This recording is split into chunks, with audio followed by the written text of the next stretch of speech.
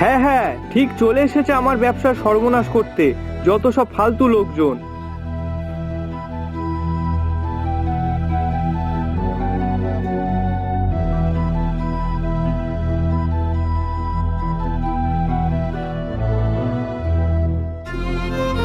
জানো গিন্নি, ওই গোপাল আজ আমার দেখে ডিম পরোটার দোকান দিয়েছে। সে কি? তাহলে তো মনে হয় তোমার আজকে তেমন কিছু বিক্রি হয়নি। হয়েছে, তবে কালকের মতো সবটা না।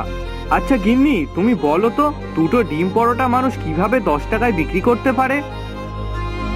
না না, তা কি করে হয়? এখন ডিমের যা দাম, তাতে 10 টাকায় দুটো ডিমের পরোটা বিক্রি করলে তো তারই লস হবে। এতে নিশ্চয়ই কোনো গন্ডগোল আছে।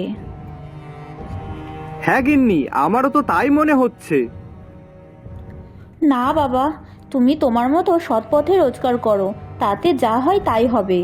বেশি লোভ করা ভালো নয়। ঠিক বলেছ গিন্নি।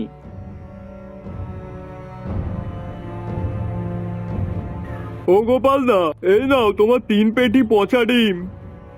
এই, আমি যে তোকে বলেছিলাম 2 পেটি নেব, তা তুই 3 পেটি এনেছিস কেন? আরে দাদা, এনেই যখন ফেলেছি রেখে দাও তুমি। না না, অত ফালতু টাকা আমি খরচ করতে পারবো না। তুই আমাকে 2 পেটিই দে, আর বাকিটা বাড়ি নিয়ে যা। এই নে ধর টাকাটা। এই বলছি, তুই যখন এসেছিস তখন তোকে কেউ দেখেনি তো? না না, কি যে বলো না, দেখবে কি করে, অন্ধকার তো। আর তাছাড়াও কেউ ছিল না যে দেখবে। আচ্ছা বেশ বেশ, এবার যা যা। হ্যাঁ দাদা, বলছি কি, কিছু পচা ডিম আছে, নেবে নাকি? কম দামি নেব। পচা ডিম? কিন্তু পচা ডিম নিয়ে আমি কি করব? না, আসলে গোপাল দাদা তো আমার থেকেই 2 পেটি পচা ডিম নিল, আর 1 পেটি রয়েছে, তাই আমি ভাবলাম তুমি যদি নাও। না না, আমার লাগবে না। ঠিক আছে তাহলে, আর কি করা যাবে, যাই বাড়ির দিকে। গিন্নি, দেখেছো কতটা বদমাশ লোক?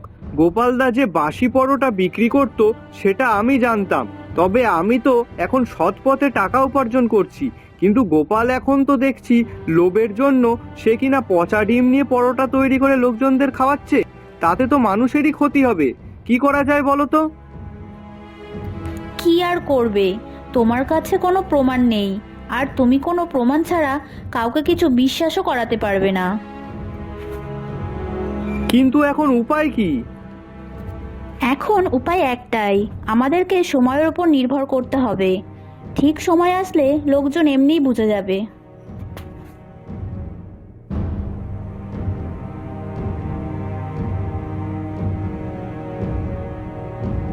কি হয়েছে, সকলে এক জায়গায় জড়ো হয়ে আছো কেন?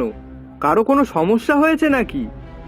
আর বলিস না বিকাশ, তোর কাছ থেকে কদিন পরোটা খাচ্ছিলাম, তাতে কারোরই কিছু হয়নি। অথচ ওই গোপালের কাছ থেকে পরোটা খেতে না খেতেই সবার শরীর খারাপ হয়ে গেল।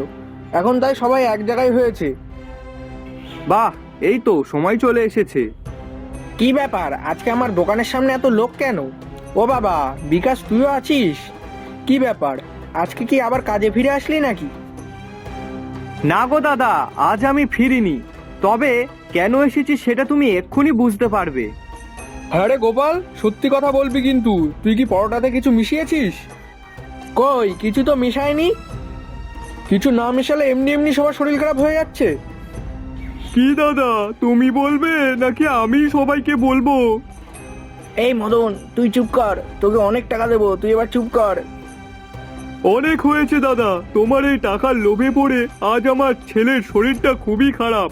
শোনো সবাই, আমি এই গোপালদার কথায় টাকার লোভে পড়ে তাকে পচা ডিম বিক্রি করেছিলাম, আর সেই দিয়েই গোপালদা পরোটা তৈরি করত, আর যে খেয়েছে আজ তার সবারই শরীরটা খারাপ। কি? না না, আমার বড় ভুল হয়ে গেছে, তোমরা আমাকে ক্ষমা করে দাও। আমি আর কোনোদিনও এমন করব না। আমি লোভের বশে অনেক খারাপ কাজ করেছি, আর কোনোদিনও করব না।